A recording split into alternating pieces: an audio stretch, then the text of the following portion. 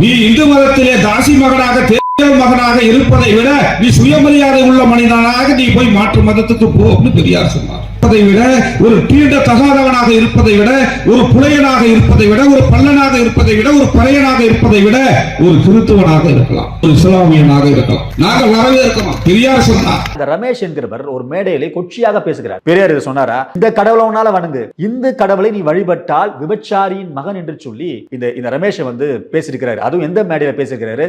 ஒரு கிறிஸ்துவ பெந்தகோஸ்த் நடத்துகின்ற அந்த மேடையில பேசுறாரு. பின்னாடி இருக்கிற அந்த பாதிரியார்கள் ஓப்பன் டிக்ளரேஷன் கொடுக்கிறாரு. அதாவது எப்படின்னா, விபச்சாரியின் மகன் மாத்திரம் இல்ல, அதுல வந்து ஒரு கொச்சியான ஒரு வார்த்தையை அங்க வந்து பதிவிடுறாரு. அந்த வார்த்தை அசிங்கமான வார்த்தையை பதிவிடுறாரு. அந்த வார்த்தையை கேட்டுக்கொண்டு அந்த பாதிரியார், அந்த பாஸ்டர் பார்த்து இருக்கிறாங்க. ஒரு சில பாதிரியார் சிரிக்கிறாங்க. அப்ப பாருங்க, இவர்கள் எல்லாம் கடவுள் மறுப்பு பேசுகின்ற அந்த ரமேஷ் அவர்கள் ஒரு இஸ்லாத்திய மேடையில நின்று பேசுவதற்கு அவருக்கு தைரியம் இருக்கிறதா? உன்னால பேச முடியுமா? பேச முடியாது. ஆகவே இவர்கள் எல்லாம் எப்படி என்று சொன்னால், இந்துக்களை இலக்காரமாக தான் பார்த்து கொண்டிருக்கிறார்கள்.